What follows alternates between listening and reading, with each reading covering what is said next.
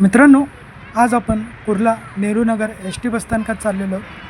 Kurla Nehrunagar S T बसस्थानकात जाण्याकरता मित्रांनो, कुर्ला रेल्वे स्टेशन पूर्वेला येऊन तेथून बेएस टी बसने किंवा चालत देखील 10 मिनिटाच्या अंतरावर एस टी बसस्थानक आहे. तर चला तिथे जाऊन मी तुम्हाला काही माहिती देतो.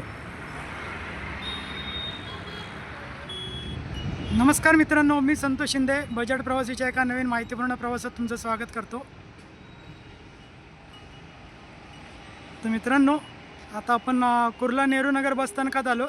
एस टी बसस्थानकात ही समोर शिवाई बघू शकता तुम्ही. तर मित्रांनो, काही आपल्या सबस्क्रायबरची मागणी होती की आपण एस टी बसस्थानकाबद्दल काही माहिती द्यावी, म्हणजे आवडेल तेथे प्रवास या योजनेची थोडीफार माहिती द्यावी. तर त्यामुळे त्या अंतर्गत आपण आता इथे आलेलो आहोत कुर्ला नेहरूनगर बसस्थानकात. तुम्ही पाहू शकता केवढं मोठं बसस्थानक आहे आणि ह्या कर्नाटका ट्रान्सपोर्टच्या देखील बसेस इथे तुम्ही पाहू शकता. इथे मित्रांनो तुम्हाला मुंबई सेंट्रल, परळ व बोरवली येथून म्हणजे मुंबई वेगवेगळ्या विभागातून येणाऱ्या सर्व बसेस तुम्हाला कुर्ला नेहरूनगर बसस्थानकात मिळतील व कुर्ला नेहरूनगर बसस्थानकातून देखील सुटणाऱ्या बसेस आहेत त्या देखील मिळतील. तर मी सगळं तुम्हाला व्हिडिओद्वारे व फोटोद्वारे मी तुम्हाला माहिती देण्याचा प्रयत्न करतो. तर चला आज जाऊया आणि तुम्हाला आवडेल तेथे प्रवास या पासबद्दल देखील तुम्हाला माहिती देतो. चला तर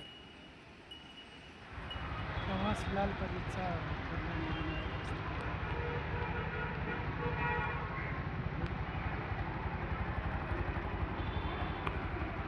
सर्व प्रवाशांच्या. सर्वप्रथम मित्रांनो, मी इथे तुम्हाला काही फोटो दाखवत आहे, ज्यामध्ये तुम्ही रिझर्वेशन कसं करू शकता, कॅन्सल करायचं झाल्यास काय चार्ज आहे किंवा काय पद्धत आहे, तसंच रिझर्वेशन करताना कोणाला किती सूट आहे त्याची माहिती आहे व तुम्हाला आवडेल तिथे प्रवास याची देखील माहिती दिलेली आहे व कुर्ला डेपोतून सुटणाऱ्या बसेस व इतर आगारातून येणाऱ्या कुर्ला येथे बसेस व त्यांचे टायमिंग याची सगळी माहिती मी इथे फोटोमध्ये दाखवत आहे. त्या व्हिडिओला तुम्ही स्टॉप करून झूम करून पाहू शकता. मुंबई, सोलापूर, कोल्हापूर. मित्रांनो, आवडेल तिथे प्रवास ह्याचा फोटो मी या व्हिडिओत टाकलेला आहे. त्या फोटोला तुम्ही व्हिडिओला स्टॉप करून झूम करून पाहू शकता. तरी देखील मी एक थोडक्यात तुम्हाला त्याबद्दल माहिती देतो. तुम्हाला आवडेल तिथे प्रवास हा पास काढायचा असल्यास तुम्हाला स्वतःचा पासपोर्ट साईज फोटो व 2 रुपयाचा फॉर्म घेऊन तुम्हाला अर्ज करता येतो व त्या पासची मुदत मित्रांनो 4 दिवसाचा व 7 दिवसाचा अशा प्रकारात आहे. तुम्हाला 4 दिवसाचा पास काढायचा असल्यास जर समजा तुम्ही 1 तारखेपासून 4 तारखेपर्यंत असं 4 दिवसाचा पास हवा असेल तर तुम्हाला 30चा महिना असेल तर 30च्या रात्री म्हणजे दुसऱ्या दिवशी 1 तारीख सुरू होते तर 30च्या रात्री 12 नंतर तुमच्या पासची मुदत सुरू होणार व 4च्या रात्री 12 वाजता तुमच्या पासची मुदत संपुष्टात येईल. तर ही गोष्ट मित्रांनो लक्षात ठेवा.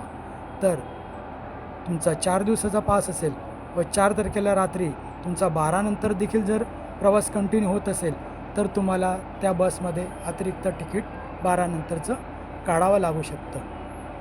ही गोष्ट मित्रांनो ध्यानी असावी. व तुम्हाला जर का पास काढल्यानंतर जर काही कारणास्तव तुम्हाला पास रद्द करायचा असेल तर तुम्हाला व्हॅलिड रिझन देणं गरजेचं आहे. तेही प्रमाणासहित अर्ज करावा लागेल तरच तुमच्या पासचा परतावा होऊ शकतं व पासची मुदत सुरू झाल्यानंतर तुम्ही तो पास रद्द करू शकत नाही. तर ही काही माहिती मित्रांनो मी तुम्हाला देत आहे. तरी तुम्ही स्वतः देखील त्याची एकदा खातरजमा पास काढताना करून घ्यावी ही माझी तुम्हाला नम्र विनंती. मंदिर सध्या बंद आहे. आणि हो मित्रांनो, यामध्ये महिलांना कुठल्याही प्रकारची सवलत नाही.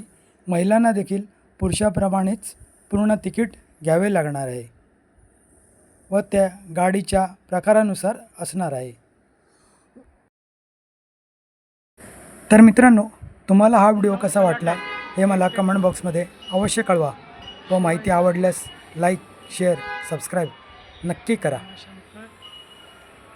धन्यवाद.